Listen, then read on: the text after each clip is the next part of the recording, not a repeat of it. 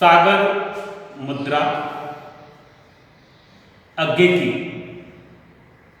एक ऐसी कविता जो अज्ञे को समझने के लिए जरूरी लगती है। अज्ञे नई कविता आंदोलन के दौरान कविता के सूत्र को बौद्धिकता के सूत्र से जोड़ने के लिए विशेष ख्याति अर्जित की।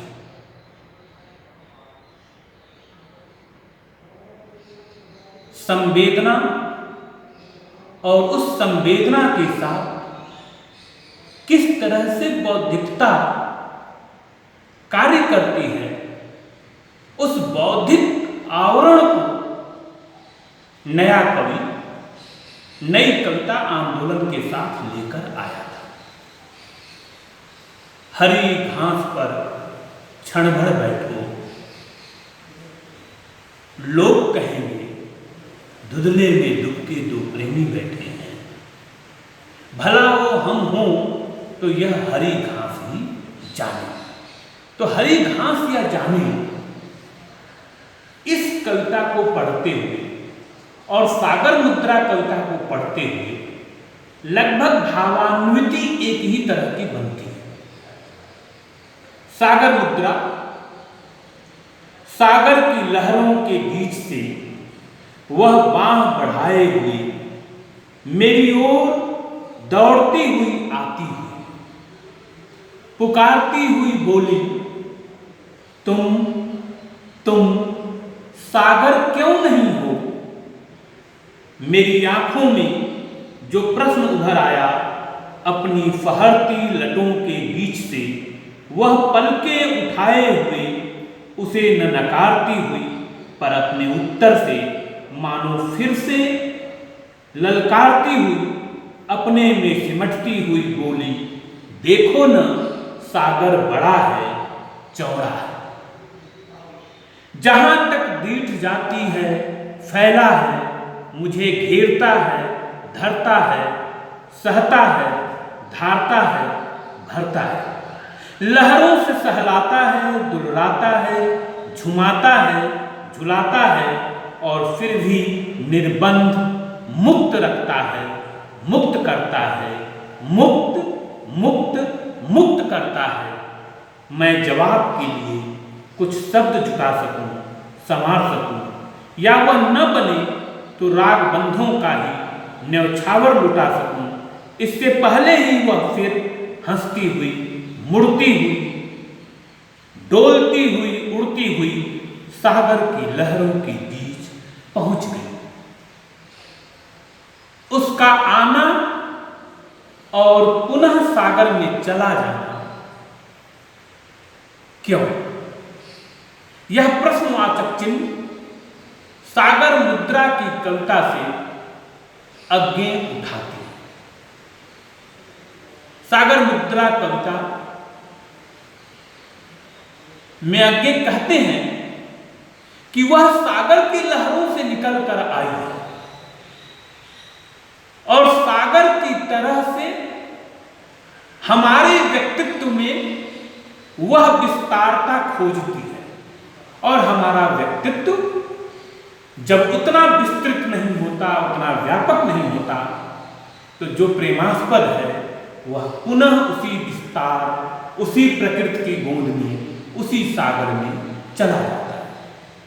तुम सागर क्यों नहीं हो? तुम सागर क्यों नहीं हो? यह प्रश्न अपने प्रेमास्पद से किया गया है कि तुम सागर क्यों नहीं हो? तुम सागर के किनारे बैठे हो, इतनी विराट प्रकृति तुम्हारे सामने है, पर तुम अपने आसपास आए लोगों को बंधन देते हो, अपनी सोच से बांधते हो। क्यों नहीं मुक्त करते? सागर किसी को अपने भीतर नहीं लेता, सबको अपने आसपास आए हुए लोगों को सागर मुक्त करता है। जो भी सागर में जाता है सागर उसे निकाल कर पुनः छोड़ देता है। सागर बांधता नहीं है, प्रकृति प्रकृति भी हमें नहीं बांधती, प्रकृति से हमें ये विस्तारता सीखनी होगी। तुम सागर क्यों नहीं हो, मेरी आंखों में बहुत सारे प्रश्न उतर आए। अपनी फहरती लटों के बीच से वह पलकें उठाए हुए उसे न नकारती हुई, पर अपने उत्तर से मानो मुझे फिर से ललकारती, मानो मुझसे उसने एक ऐसा बौद्धिक सवाल दे दिया कि मेरे पूरे अस्तित्व पर प्रश्न चिन्ह लगा दिया कि तुम्हारा होना कोई मायने नहीं है यदि सागर को भी देखकर तुम अपने भीतर व्यापकता नहीं लाते। आकाश, सागर, पहाड़, नदियां, प्रकृति के ये जितने भी उपादान हैं हमें व्यापक बनाने के लिए हैं, हमारी सोच को बड़ा करने के लिए है। यह मनुष्य के सामने, उसके व्यक्तित्व के सामने बहुत बड़ा प्रश्न है कि वह प्रकृति से, पेड़, पहाड़, नदियों, समुद्र से क्यों नहीं सीखता कि इनकी तरह वह भी दाता बने, लोगों को मुक्त करे, अपने बंधन में न बांधे। पर मनुष्य के साथ संकट ये है कि वह हर चीज को बांध कर लिए चलना चाहता है, सब चीजों को समेट ले, जो चीजें हैं वो मेरे पास है। तो यह जो मोह है मनुष्य का, उस मोह से मुक्ति की भी कविता है। इसे इस रूप में भी देखा जाना चाहिए। देखो न सागर बड़ा है, नायिका दिखाती है कि देखो सागर कितना बड़ा है, तुम तो इस सागर इतने विशाल नहीं हो, फिर तुम्हारे अंदर ये भाव क्यों नहीं आता। सागर क्या करता है, अपने पास आए हुए लोगों को पुनः छोड़ देता है, किसी को भी बांधता नहीं है।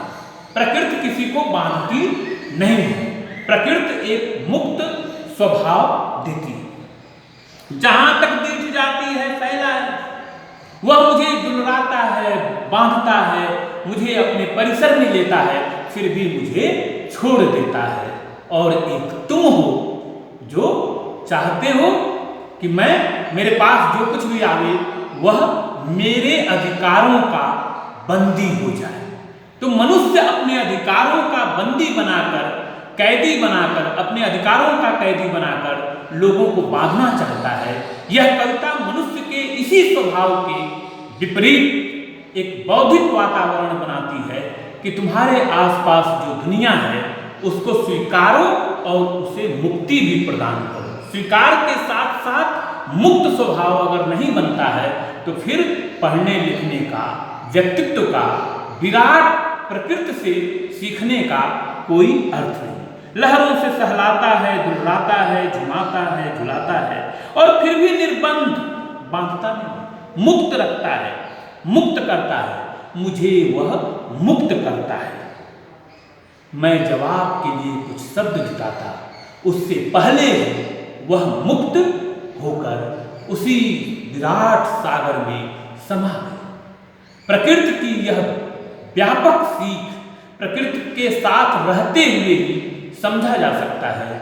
मनुष्य अपने आसपास की दुनिया को अपने बंधन में बांधता है, लेकिन मनुष्य को प्रकृति के इस विस्तार से, प्रकृति के इस विराट रूप से यह सीख लेना चाहिए कि उसे कैसे लोगों को, अपने आसपास की दुनिया को स्वीकार भी करना है और मुक्त भी करना सिखलाना है। तो इस तरह से यह कविता स्वीकारोक्ति की और मुक्ति की और मनुष्य के स्वभाव को विस्तृत करने की कविता है।